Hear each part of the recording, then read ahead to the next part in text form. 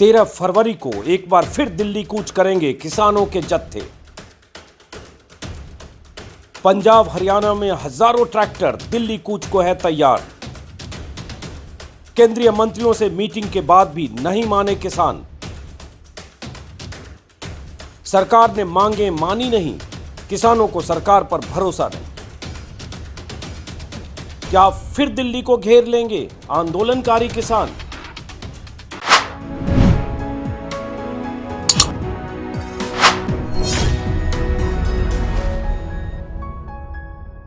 आप लोगों की कल कितने घंटे में कितनी देर मीटिंग चली कल चंडीगढ़ में मोदी सरकार के 3 मंत्रियों पीयूष गोयल, अर्जुन मुंडा और नित्यानंद राय के साथ? 2-3 घंटे? अजीत जी 2.5 से पौने 3 घंटे तक वो मीटिंग चली थी। उसमें कौन कौन लोग थे आप लोगों की तरफ से? अभी डल्लेवाल साहब की तस्वीर दिख रही है, आप भी थे, और कौन कौन लोग थे? देखिए, आदरणीय जगजीत सिंह डल्लेवाल जी थे, मैं था उस मीटिंग में, आदरणीय रमनदीप सिंह मान जी थे, जरनैल सिंह चहल जी थे, सुखजीत सिंह जी थे, सुखजिंदर सिंह खोसा जी थे, सरवण सिंह पंदेर जी थे, और इसके अलावा बीकेयू एकता आजाद जो एक बड़ा संगठन है उसके भी नुमाइंदे थे, बीकेयू क्रांतिकारी उसके भी नुमाइंदे थे, उत्तराखंड से गुरमीत सिंह मांगट भी थे, प्रोग्रेसिव फार्मर फ्रंट से। तो हमारे दोनों फोरम से मिला के 10 आदमी थे टोटल। ठीक है, तो 10 आदमी ने, आप लोगों ने वो मांग सारी, क्या 10 मांगे गिनाई आप लोगों ने? कितनी मांगे बताइए सरकार को, सरकार के मंत्रियों को? अजीत जी, मांग एक बार आप दोहरा सकते हैं? उन मांगों की लिस्ट आपके पास है, एक बार दोहराइए, फिर समझे कि उन लोगों ने क्या कहा और आगे की बात समझे। मांगे दोहरा सकते हैं अभिमन्यु आप? जी, मैं आपको मांगे दोहरा देता हूं। देखिए, जो हमारी पहली मांग है अजीत जी, वो ये है कि देश के किसानों के लिए एमएसपी पर फसलों की खरीद की गारंटी का कानून बनाया जाए, और वो एमएसपी स्वामीनाथन आयोग के C2+50% फार्मूले के अनुसार होना चाहिए। हमारी दूसरी मांग है कि देश के तमाम किसानों का, मजदूरों का पूर्ण कर्ज माफ किया जाए, क्योंकि ये हमारे ऊपर कर्जा सरकार हुआ है, हमारी कोई कमी नहीं रही है। हमारी तीसरी मांग है कि भूमि अधिग्रहण 2013 के कानून को दोबारा से लागू किया जाए, जिसमें किसानों की 70 से 80% सहमति लेने का प्रावधान है, और किसानों को कलेक्टर रेट से 4 गुना प्लस ब्याज मुआवजा देने का प्रावधान है।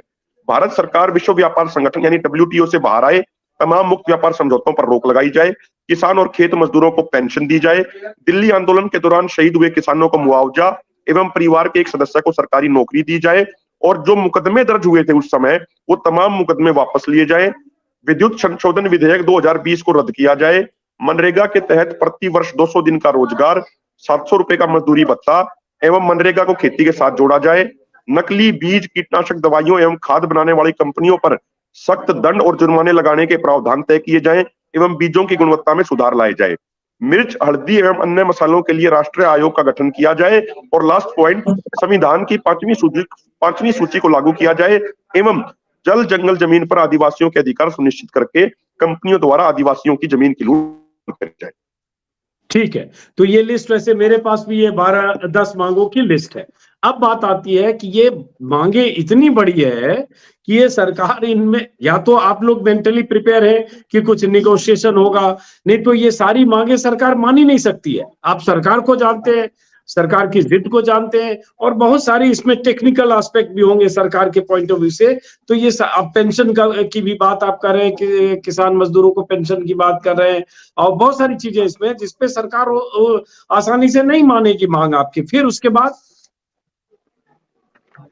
देखिए अजीत जी, मैं आपकी मांग गलत है ये नहीं कर रहा हूं, मैं सरकार की नियत और प्रवृत्ति कर रहा हूं, फितरत कर रहा हूं। तो देखिए अजीत जी, हम तो पहले से ही ऐलान कर चुके हैं कि 13 फरवरी को ट्रैक्टर ट्रॉली लेके 6 महीने का राशन लेके दिल्ली के बॉर्डरों पे आ रहे हैं।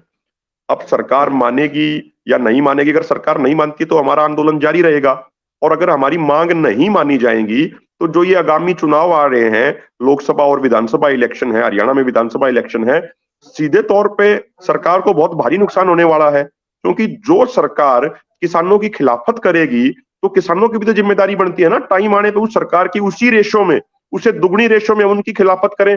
फिर सरकार ये ना चिल्लाए कि ये किसान हमारा विरोध क्यों कर रहे हैं। भाई, आप हमारी बात भी नहीं सुनोगे, आप हमें आंदोलन भी नहीं करने दोगे, आंदोलन करेंगे तो हमारे ऊपर लठ मारोगे, मुकदमे करोगे, जेलों में डालेंगे, तो फिर जमीर तो हमारे अंदर भी जिंदा है ना। फिर उसका विरोध आपका, टाइम आने पे विरोध आपका भी होगा। फिर जब आप वोट मांगने गाँव में आओगे तो बढ़िया तरीके से इलाज आपका भी होगा। फिर आपको भी पिछली बार की तरह आंदोलन में फिर 50-50 बस पुलिस की भर के लेके आनी पड़ेगी गाँव में, उसके बाद गाँव में घुस पाओगे, नहीं तो हमारे गाँव में घुस नहीं पाओगे। ये बात सरकार जरूर सोच ले। डल्लेवाल साहब, मांगे मैंने जानबूझ के कहा अभिमन्यु कोहार को कि सारी मांगे एक बार आप बता दीजिए। अब स्वामीनाथन आयोग की मांग C2 प्लस 50% फॉर्मूले वाली मांग तो लगातार कई सालों से किसान कर रहे हैं, दिल्ली में भी धरने के दौरान और आंदोलन के दौरान, और फिर MSP की गारंटी वाला कानून की बात करते रहे। मोदी सरकार या प्रधानमंत्री मोदी या नरेंद्र तोमर जो कृषि मंत्री पहले थे, वो संसद से लेकर बाहर रैलियों तक में कहते रहे MSP थी, MSP है, MSP जारी रहेगी। वो कहना अलग बात, और MSP पर कितनी फसलें बिकती है उन आंकड़ों पर हम लोग 50 बार वीडियो में बात कर चुके। अब फिर मैं वापस वहीं आता हूं सर, कि अब जो चूंकि अब आज हम हैं 9 तारीख में, 10, 11, 12, 13 तीन ही दिन बीच के बचते हैं, तो अब इस 3 दिन में क्या तैयारी आप कर रहे हैं और 12 तारीख को क्या करेंगे? और 12 तारीख को अगर सरकार ने तय किया कि आपको शंभू बॉर्डर या जिधर से आ रहे हैं वहां रोका जाए, तब क्या होगा? वहां रुक के धरना देंगे या क्या करेंगे?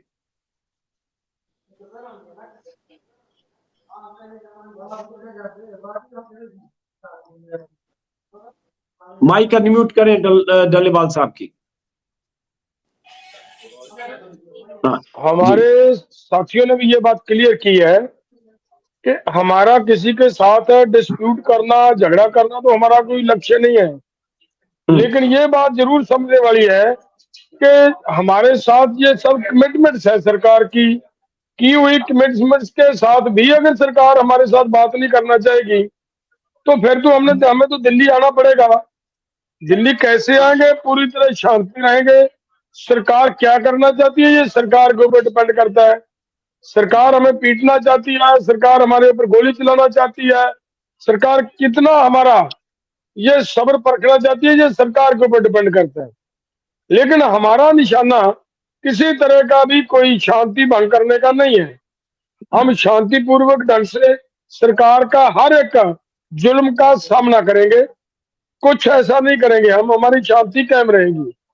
जो आपने बात कही कि हमारी तैयारियां कितनी हैं, देखिए मुझे जो लग रहा है कि पंजाब से तैयारियां बहुत जबरदस्त हो चुकी हैं। हरियाणा की अगर मैं बात करूं, हरियाणा के अंदर जब पिछली बार हमने आंदोलन किया, हरियाणा के किसानों की बहुत कम तैयारियां थी, लेकिन वो एक दिन में तैयार हुए थे।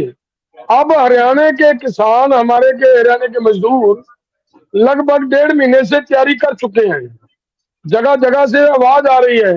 हमारे साथ आपके पे जो प्रधान है इनके, आज 4 मुखिया की हमारे साथ टेलीफोन के ऊपर बात हुई कि हम आपके साथ हैं। आज हमारे साथ यहाँ आकर गुरदासपुर में यूपी से 10 संगठन आए जिन्होंने हमें हमारा समर्थन दिया, और पंजाब का एक और संगठन आज इन्होंने मुझे बुलाया और बुलाकर उन्होंने हमें समर्थन देने की बात की। मेरा कहने का मतलब ये है कि पिछली बार कर्नाटका से कितने लोग आए थे, इस बार हजारों लोग कर्नाटका से आ रहे हैं। केरला से कितने ऐसे इस बार आ रहे हैं। बिहार से कितने लोग आए थे, अब कितने आ रहे हैं। वो ताकत पहले से ज्यादा, कई गुना ज्यादा ताकत से लोग आंदोलन में आने की तैयारी कर चुके हैं और आएंगे। हमारी ये तैयारी हो चुकी है। बीच में रोक रहा हूं, जैसे राकेश टिकैत का संगठन इस आपकी लड़ाई में क्यों नहीं है? गुरनाम सिंह चढ़ूनी क्यों नहीं है? हरियाणा के बड़े नेता हैं।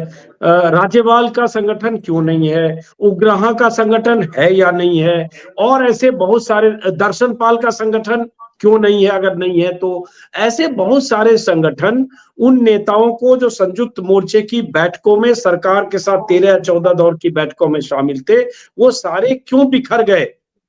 और ये संगठन इस आंदोलन में भी आप लोग उनको क्यों नहीं जोड़ पा रहे? देखिए, सबसे पहले ये बात जो आपने अब मेरे से पूछा है, यही सवाल अभी अभिमन्यु से पूछ चुके हो आप, और मैं उस बात को दोहरा देता हूँ। हमारा आंदोलन हमारी मांगों को लेकर है, हमारे साथ की हुई कमिटमेंट्स को लेकर है। अगर जो भी देश का किसान और किसान नेता ये चाहता है कि देश के किसान की ऋण मुक्ति होनी चाहिए, वो हमारे साथ आएगा। जो चाहता है कि किसान को डॉक्टर स्वामीनाथन की रिपोर्ट के अनुसार C2 + 50 के हिसाब से फसल का भाव मिले, वो आएगा। जो चाहता है कि देश के किसान को एमएसपी की गारंटी मिले वो आएगा हमारे साथ। जो चाहता है कि लखीमपुर के अंदर जो हमारे किसान और हमारा एक पत्रकार जिनका कत्ल किया गया उनको इंसाफ मिले वो आएगा हमारे साथ। जो चाहता है कि हमारे देश के लोगों ने जिन्होंने देश का पेट भरने का काम किया लगातार और वो जब आंदोलन के लिए आए और आंदोलन के समय उनके ऊपर मुकदमे लगाए वो मुकदमे वापस होने चाहिए वो आएगा हमारे साथ।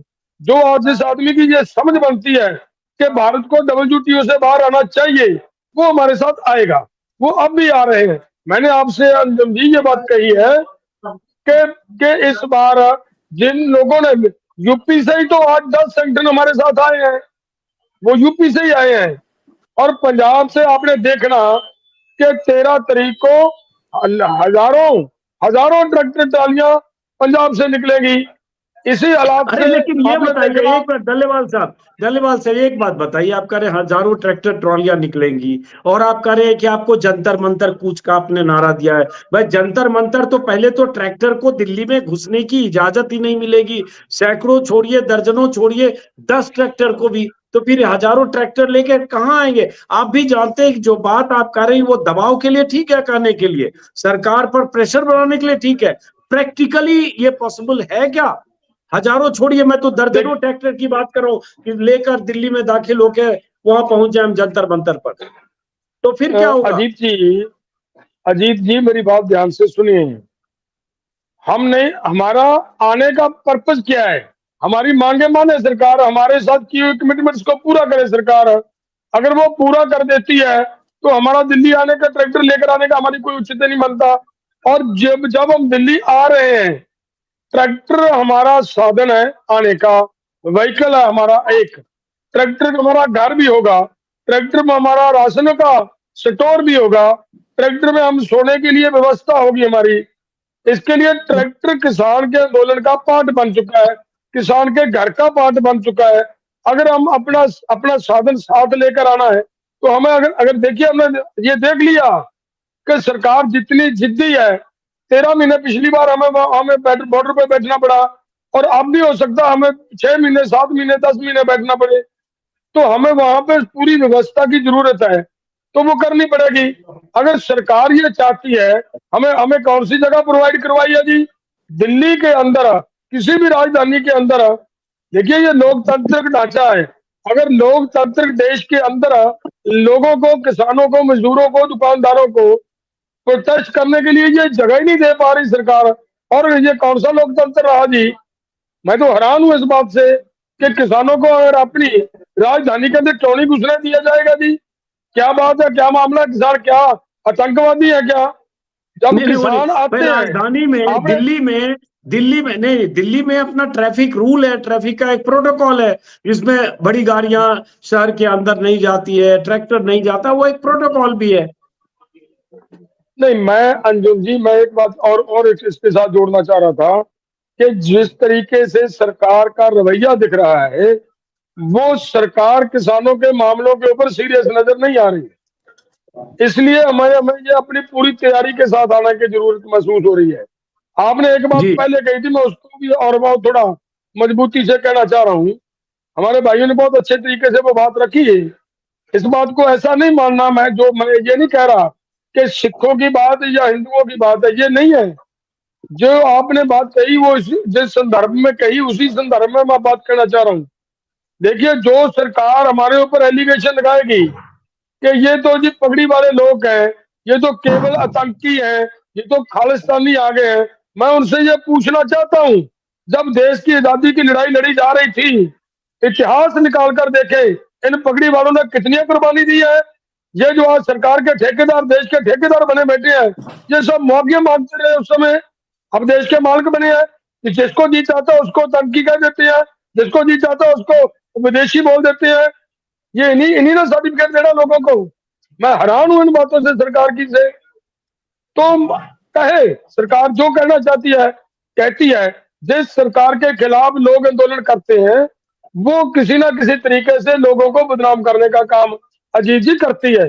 वो करती मैं रहेगी। आपकी बात से उससे कोई डंडेवाल साहब सहमत होके मैं एक बात कह दूं कि मैं तो 50 बार अपने वीडियो में कह चुका हूं कि अगर सिखों की भीड़, सिख किसान, पगड़ी वाले किसान, सरदार किसान नहीं होते दिल्ली की सीमाओं पर, चाहे गाजीपुर पर, चाहे खासतौर से टिकरी और सिंगू पर, जिस ढंग से खूंटा गाड़ कर बैठे आप लोग, तो सरकार झुकती, इसकी कोई गारंटी नहीं है। तो ये बहुत बड़ी इस लड़ाई में, किसानों की उस 13 महीने की लड़ाई में पंजाब के सिखों का, पगड़ी वाले किसानों की भूमिका, इसमें कोई शक नहीं है। इस पर मैं 50 बार वीडियो बनाया। और देखिए, सिखों को अपनी देशभक्ति और देश के लिए जो किया उसको बताने की जरूरत नहीं है, वो गुरुओं का इतिहास है। और आज भी फौज में, आर्मी में, हमारी सरहदों पर, हमारी सीमाओं पर जितने सिख बटालियन में लोग हैं, सिख जितने सरदार हैं, वो कहने की जरूरत नहीं। मेरा सिर्फ इतना था कि ये कहा जाएगा कि ये पंजाब और हरियाणा के कुछ ऐसे संगठन है, मैं सिर्फ उस पक्ष में कह रहा था। वो वापस आते हैं रमनदीप मान और अमरजीत कोहली साहब, माफ करें मोरी साहब, कि जो बात मेरी समझ में आ रही है, जब सरकार के मंत्री अगर वहां पहुंच गए चंडीगढ़, 3 मंत्री बात करने, इसका मतलब सरकार में भी कुछ पैनिक बटन दबा। वरना जिस सरकार के मंत्री ने, जिस सरकार ने किसानों से 26 जनवरी 2021 की घटना थी, हाँ 2021 की घटना के बाद बातचीत करने के लिए 1 साल बंद कर दिया, संवाद के सारे दरवाजे बंद कर दिए, उस सरकार के 3 मंत्री आप लोगों से बात करने चंडीगढ़ चले जाते हैं, उसमें पीयूष गोयल जैसे सीनियर मंत्री। इसका मतलब सरकार को चिंता हुई कि कहीं वाकई नहीं ये दिल्ली पहुंच जाए, क्योंकि ऐसी तस्वीरें वहां से आ रही है। अब मैं फिर कह रहा हूं कि अगर शंभू बॉर्डर पर, या जिस, पहले आप बताएं किधर से आएंगे, हम आएंगे शंभू बॉर्डर से। कहां से? मैं अम्बाड़ा से हूँ। हम तो अम्बाला हाईवे से आप लोग आएंगे, फिर वही टिकरी बॉर्डर होते हुए या सिंगू बॉर्डर होते हुए? सिंगू बॉर्डर, सिंगू बॉर्डर आएंगे। हाँ। जो साथी खनौरी पत्तना से आएंगे वो टिकरी बॉर्डर आएंगे, और डब्बा वाली बड़े साथी भी टिकरी बॉर्डर पर आएंगे। तो पिछली बार जब आप कह रहे हैं, एक सेकंड, इसी का काउंटर कर दो। पिछली बार जब आप लोग आए थे तो आपको सिंगू बॉर्डर, टिकरी बॉर्डर पर रोका गया।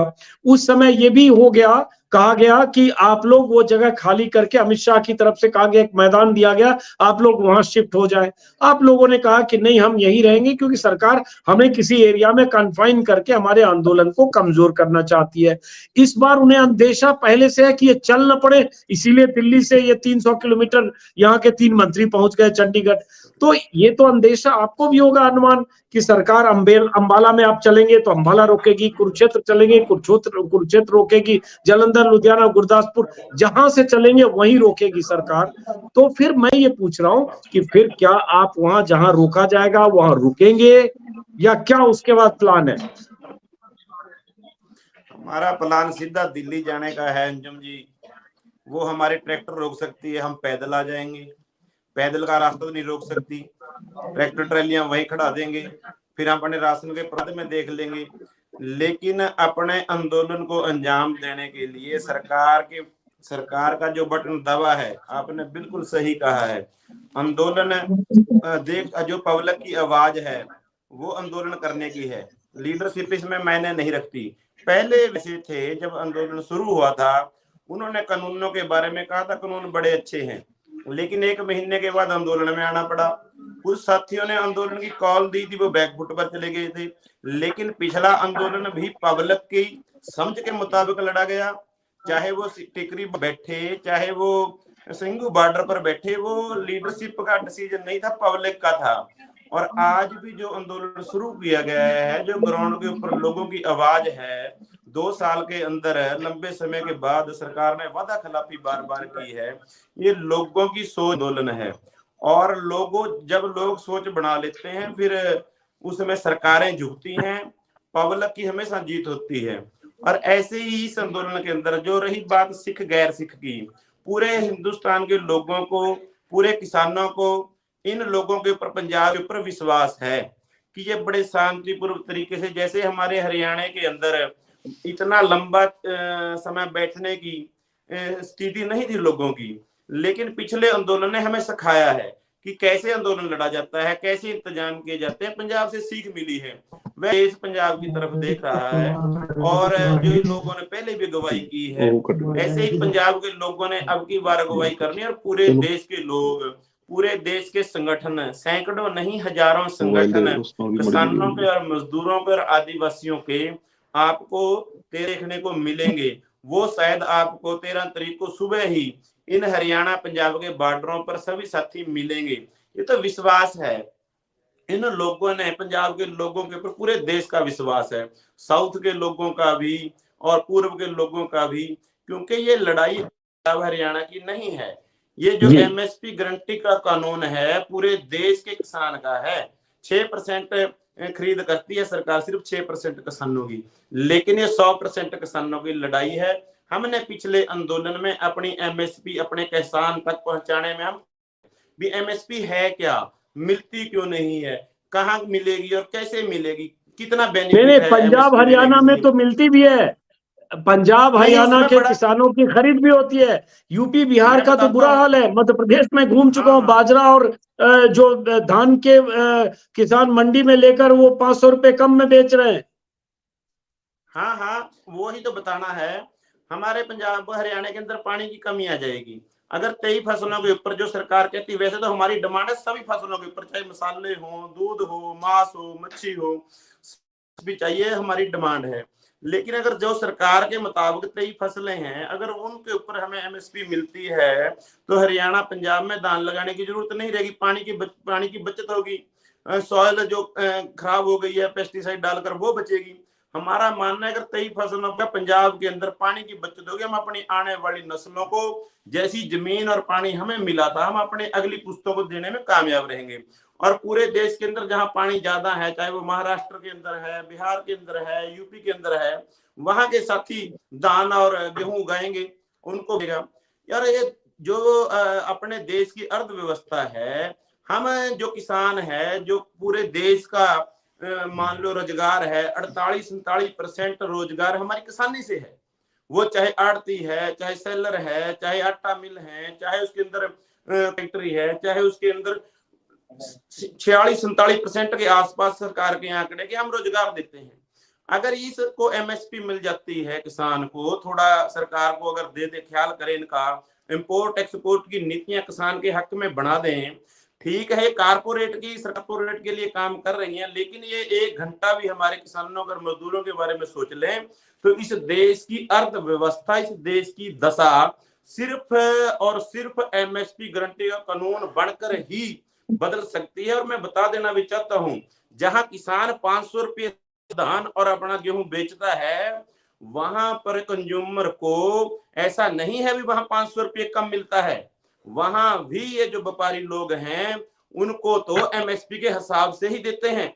जो मुनाफा किसान को मिलना चाहिए था वो कॉर्पोरेट घरानों को दी। हमारी मंडी खत्म कर एमएसपी खत्म कर जो हमारी मांग है, पूरी अवाम की मांग है, चाहे वो उसमें कंज्यूमर है, चाहे उसमें व्यापारी वर्ग है, चाहे दुकानदार है, ये अकेला किसान की लड़ाई नहीं है। अगर ये सिर्फ सरकार की मंशा क्या है, सिर्फ 2% लोगों को ही फायदा पहुंचाना है। और इनका जो मंशा है 75 साल से सरकारों की, कॉर्पोरेट घरानों को कम से कम रेट के ऊपर जमीनें उपलब्ध कराना और उन जमीनों के ऊपर वो खेती करें, वो फैक्ट्री लगाएं और पूरी अवाम को उनका कम से कम रेट के ऊपर उपलब्ध कराना इन सरकारों की प्राथमिकता रही है।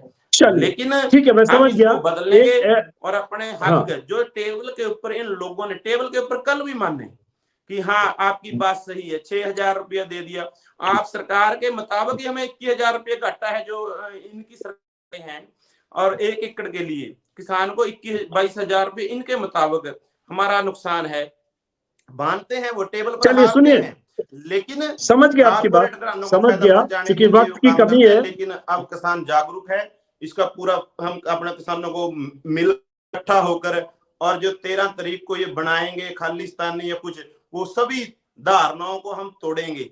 आपके सामने है, दिल्ली के अंदर पहुंचेंगे, सब पूरा देश मिलकर ये आंदोलन लड़ेगा। वक्त की कमी है। इस बीच ये भी हुआ कि आज एमएस स्वामीनाथन को भारत रत्न देने का ऐलान किया।